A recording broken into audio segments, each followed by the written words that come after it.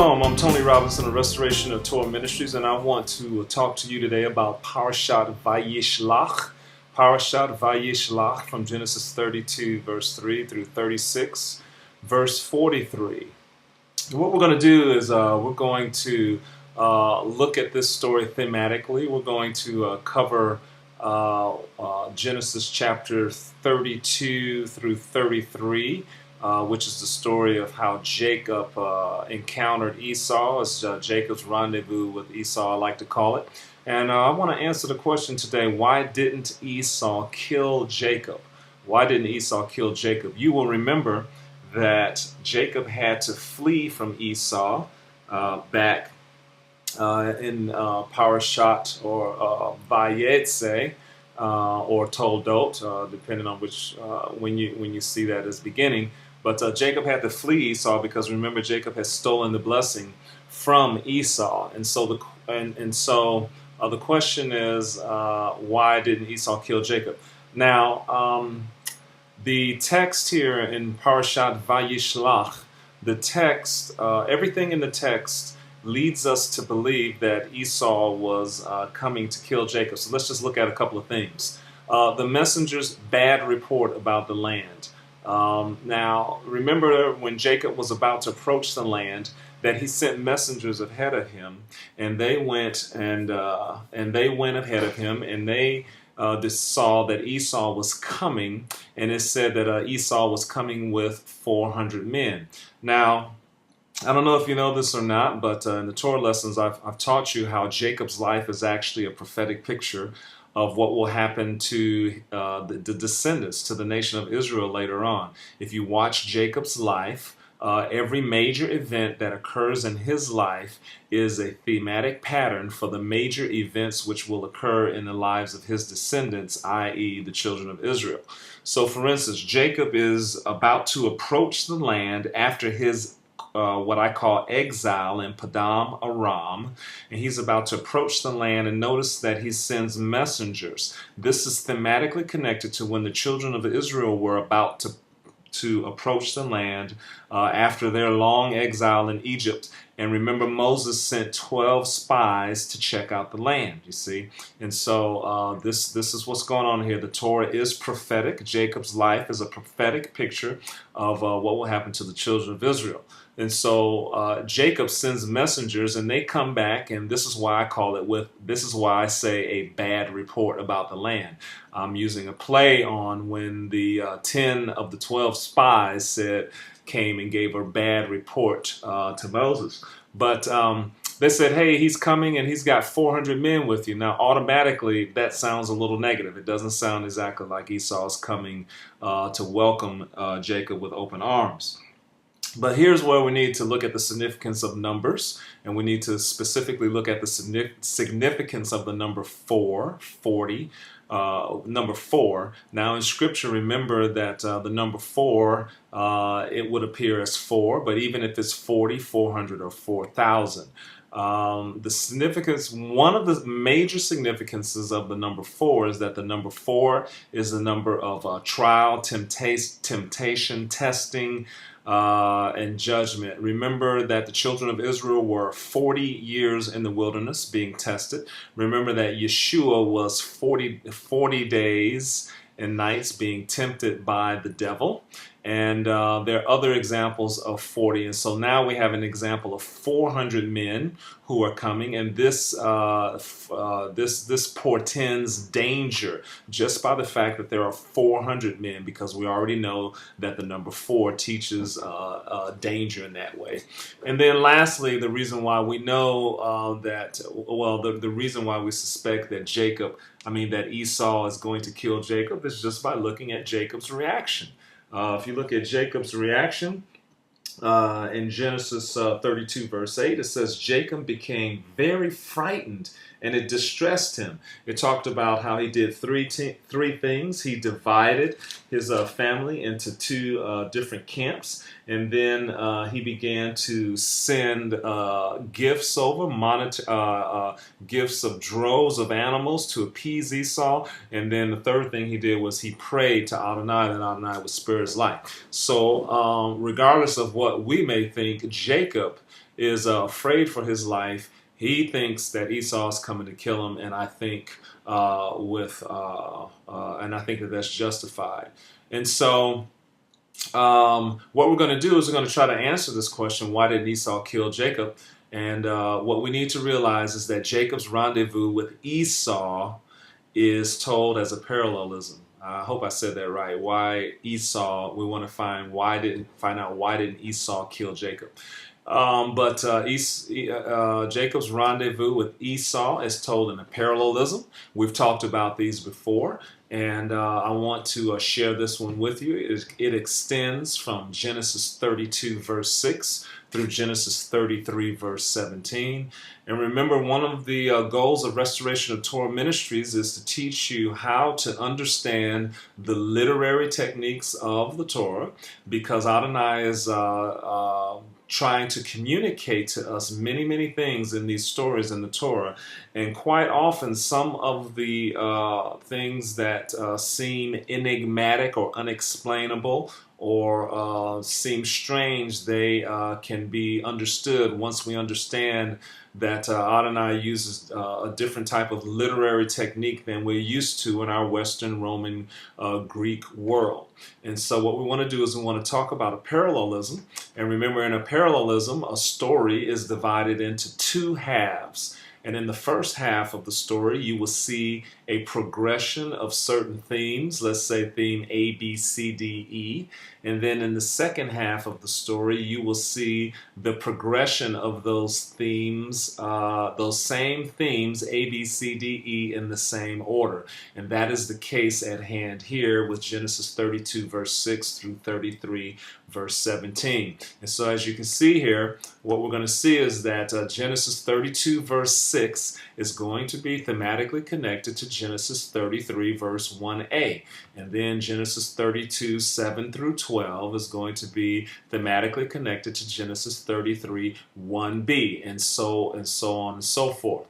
As you see, as we start here at the top, Genesis 32, 6, as we work our way down through the story, we're simply going chronologically through the story here, but what we're going to see is that even though we're going chronologically through the story, that we're going to see this beautiful pattern A, B, C, D, E repeat A, B, C, D, E with similar themes. And so what we want to do is we want to look at this and we want to see how these different units are thematically connected. So what we're going to do is go through them one by one and see what the common themes are. So let's look at Genesis 32 verse 6 and Genesis 33 1a. Now the major theme is going to be in yellow and bold and italic print. In Genesis 32 6 it says that the messengers returned to Jacob saying, we came to your brother Esau, and he also is coming to meet you, and 400 men are with him. Okay, that's thematically connected to the beginning of the second half of this story, Genesis 33, verse 1a, where it says, now Jacob lifted his eyes and looked, and there Esau was coming, and with him were 400 men. And so again, I'm just trying to help you understand why sometimes when you're reading through the scriptures, you will see certain phrases or words used twice. And this is one of the biggest hints. It's like a neon light telling you that the story is either told in a chiastic pattern or in a parallelism. And so we see here that two times we read that Esau is coming and he has 400 men with him. So that's the connection between A. So next in our parallelism, we want to compare Genesis 32 verses 7 through 12 with Genesis 33 1b. We're going to see how those are connected. Now right here in Genesis 32 7 through 12, this is a long passage, and as you see, it's thematically connected to just like part of a verse. So we'll see how that works out. It says, so Jacob was greatly afraid and distressed, and he divided the people that were with him and the flocks and herds and camels into two companies. Now, that occurs early on in the verse, and then later on, about 2/3 of the way, it mentions again that he divided them up, and he divided them in two. So that's why it goes all the way from 7 to 12, because dispersed throughout there are a couple of places which talk about how he divided his family into two camps. Well, that's thematically connected in the second half to Genesis 33, verse 1b, where it says, "So he divided the children among Leah, Rachel, and the two maidservants." The common theme being here that in both passages it talks about how Jacob divided his family. Okay, so all we're doing is just going through the parallelism, and we're seeing how the themes in the first half are equivalent to the themes in the second half. And I just want to remind you that when you find a parallelism or a chiastic structure, just remember that that Adonai is the one who put these patterns here. Okay, he put them there. He wants us to find them. He intends for us to find them. And so when we find these, we are looking into his wisdom. We're looking at something that he ordained for us to see, and this is his wisdom. Now, how we interpret it is another story, but this is Adonai's doing here, because he is the one that had the prophets write these prophecies in these thematic patterns. Okay, so let's check out our next section of scripture. Now, what I'm going to do is Genesis 32, verses 13 through 21. I'm just going to paraphrase what's happening here. This is the part of the story that recalls how Jacob sent a number of servants with droves of animals before him. And remember, they went one drove after another. So in other words, remember, he would send one servant over with, let's say, a few hundred donkeys. And he'd say, tell Esau this is a gift from your servant Jacob. And he'd send them off. And then he said, tell him that Jacob is behind me. And then he'd wait a little bit, and then he'd send another one off, and then he'd do the same thing, and he'd send another. So that's what that passage is all about. Well, it's thematically connected to Genesis 33, verses 2 through 3, which reads, "And he put the maidservants and their children in front, Leah and her children behind, and Rachel and Joseph last. And then he crossed over and bowed himself to the ground 7 times until he came near to his brother."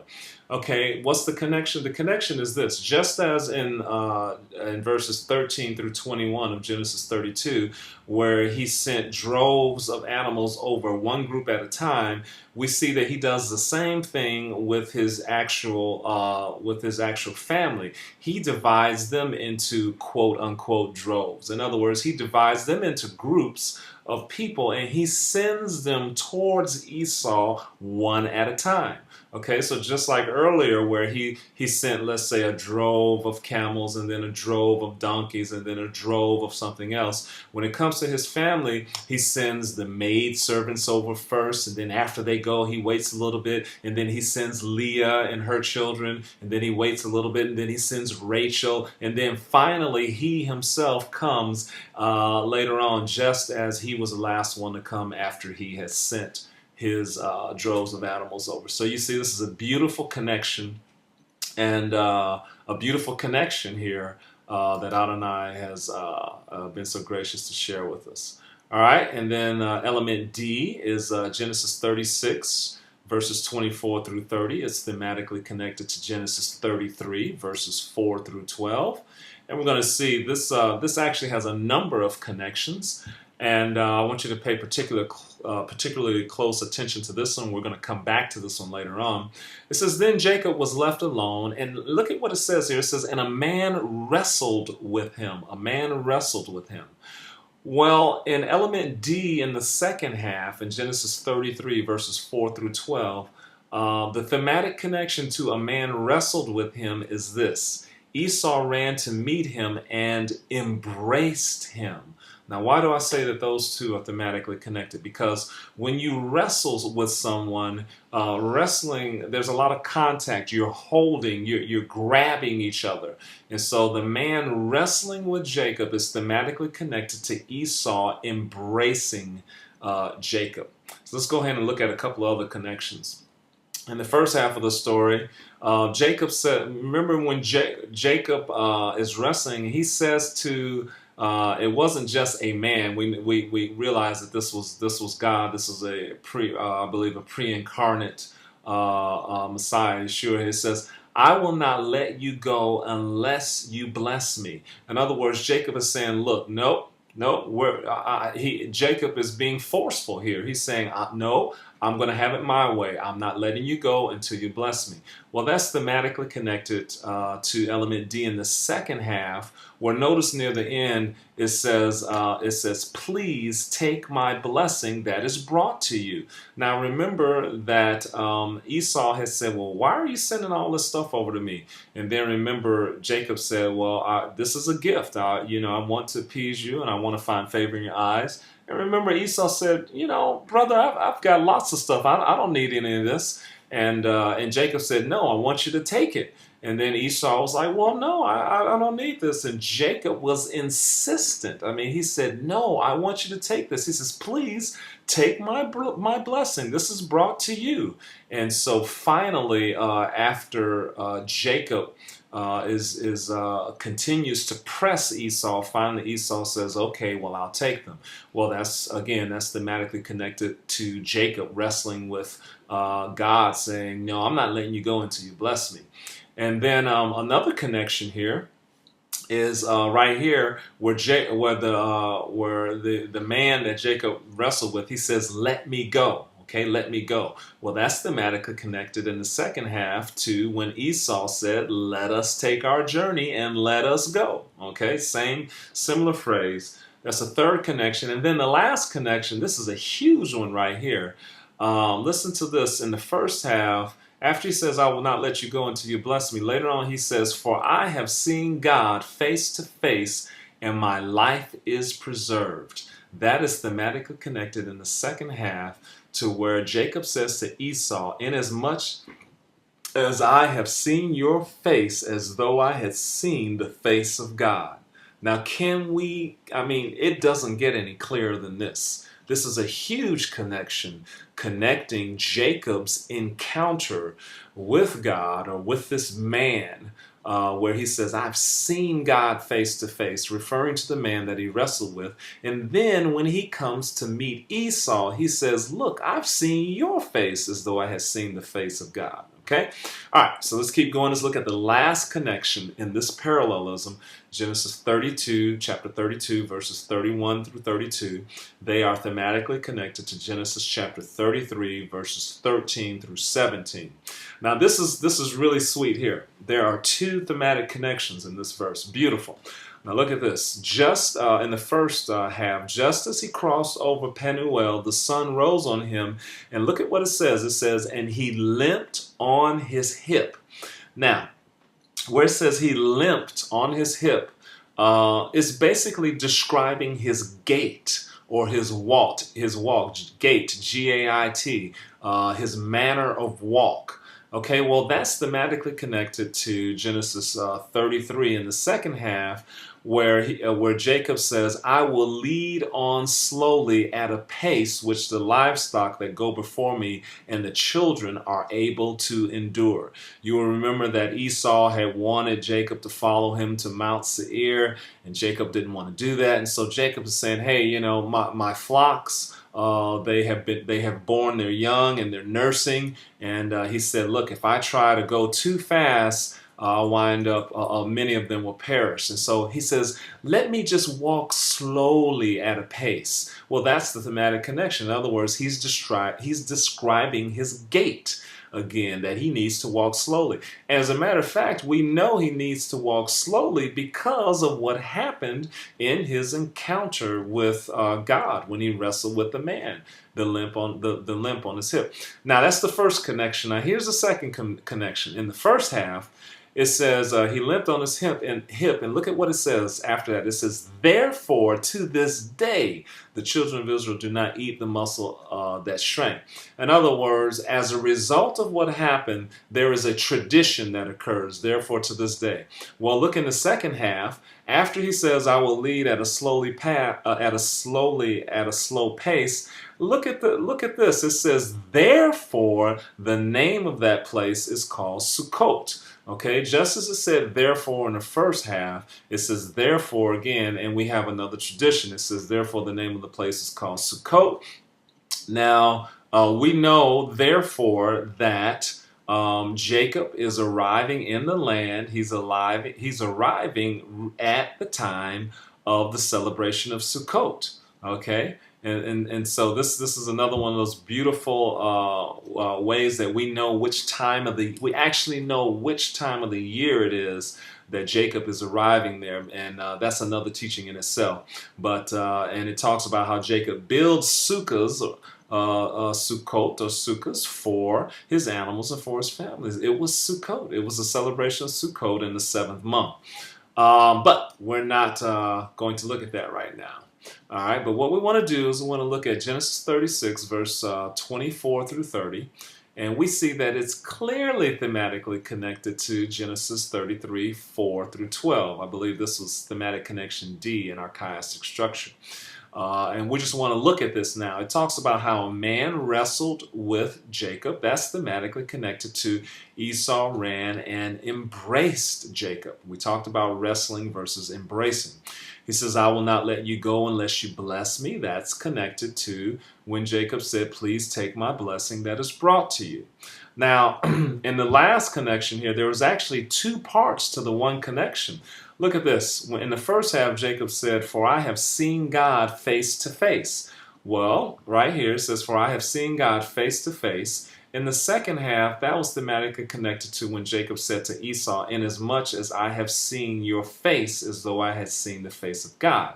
But now look, in the first half, Jacob also said, and my life is preserved. In other words, he says, for I have seen God face to face, and my life is preserved. Well, that's thematically connected to when he said to Esau, and you were pleased with me, okay? Because in both instances, here's what's going on. When you look in the Old Testament, it is very plain and obvious to see that people thought that if they were to see God, that they would die. Okay, people thought that if they saw God, they would die. I mean, and this is what's going on here. And yet Jacob said, my life was preserved. And he does the same thing with Esau. He says, I've seen your face as though I've seen the face of God, and you were pleased with me. In other words, remember, he thought that Jacob was coming to kill him. So just as he thought that if he were to see God face to face, his life would be in danger, he thought that if he was going to see Esau, that his life would be in danger. So just as Jacob, so here's the point. Clearly, this parallelism has equated Jacob wrestling with the man to Jacob encountering Esau. There's no doubt about it. Okay, we've seen those connections.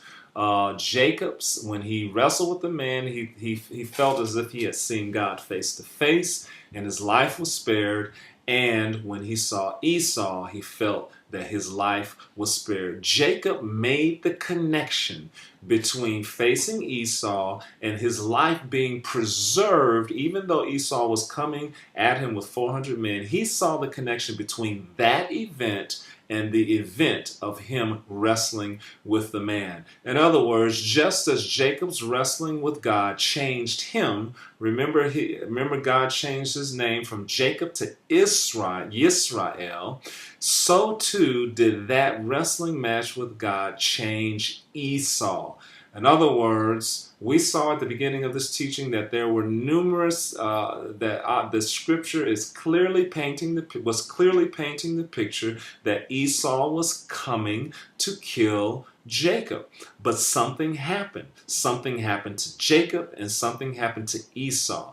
Jacob, as you remember, is a man always running from his troubles. Remember how he ran from Esau. Remember how he is now running. He wants to get.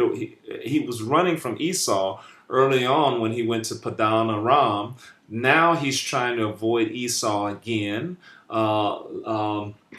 Later on in his life, he's going to act very passive once Dinah is raped by Shechem. So in other words, and then Jacob was running from Laban. Remember when he left Uncle Laban, he snuck out stealthily and tried to slip away from Laban. So Jacob is used to deceiving people and trying to get away and not face face his problems, and so God changed him.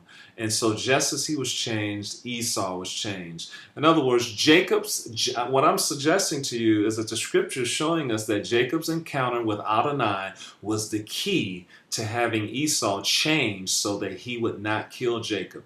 Esau was on the way to kill Jacob. There's no doubt about it in my mind.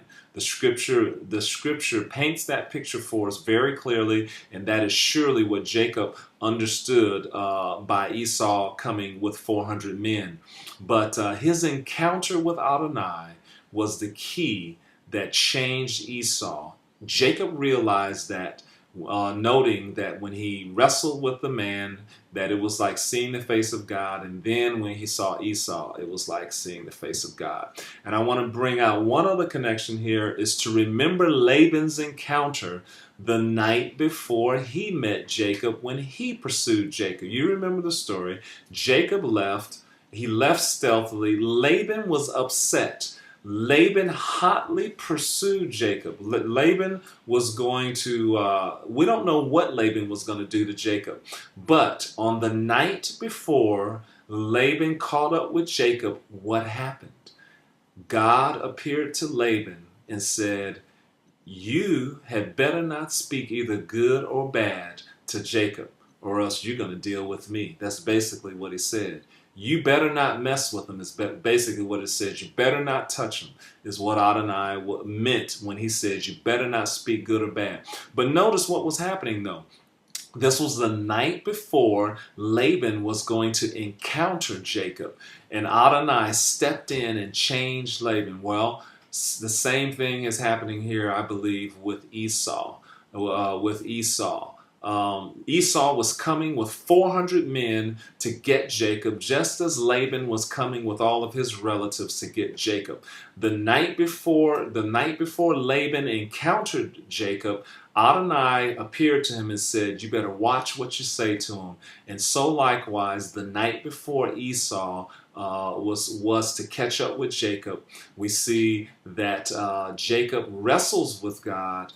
Adonai changes his name and changes his character, and I believe that at that encounter that Adonai changed Esau also, and I think that this is clearly taught in this parallelism.